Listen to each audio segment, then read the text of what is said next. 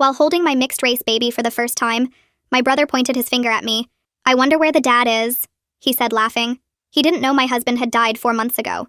He also didn't know that my father-in-law was standing in the doorway right behind him. My brother had only learned I was pregnant 2 weeks ago, and he'd been bombarding me ever since. Not because he wanted to meet his nephew, but because he wanted to make fun of me again. It's why I cut him off originally. He's always been obsessed with laughing at my expense, pushing me into puddles when we were little, or announcing to the whole class when I got my period for the first time. This was no different. When I locked eyes with my father-in-law, an ex-Navy SEAL in that hallway, while my brother was busy laughing about the baby being another statistic, I gave him the signal.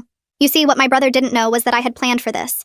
I'd spent my entire last week coordinating with my late husband's family, my friends, even my brother's own wife, getting everything set in place.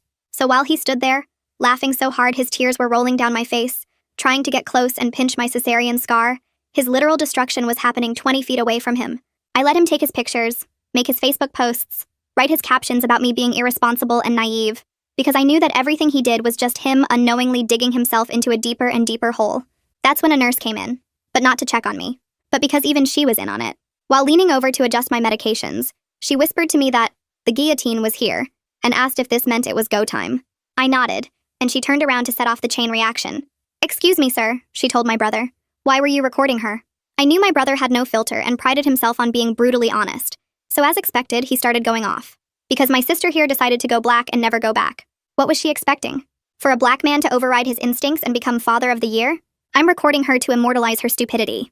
I pretended to act shocked, knowing this had started off exactly as planned. "How could you say that?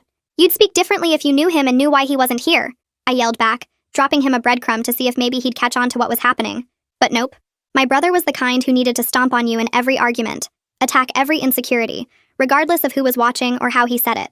And I used that to my advantage. "If I knew him personally, I'd probably laugh even harder," he responded. "You've always been stupid and gullible. It's how I convinced you your money was missing, and convinced Mom you were the one stealing her opioid patches when she had cancer."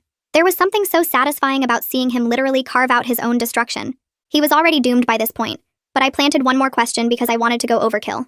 "Are you just saying all of this because I have a child now and you're insecure about being infertile?" That's when he exploded. "How dare you? I'm saying it because this baby is a disgrace.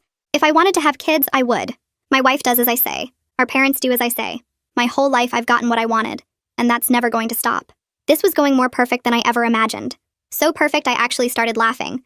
Of course, my brother saw this and got angry. "What's so funny?" he yelled. I didn't respond, just looked behind at the literal destruction waiting for him as soon as he turned around. It was even more grandiose than I'd imagined. "What's so funny?" he yelled again. I looked behind him again, this time obviously, and gestured for him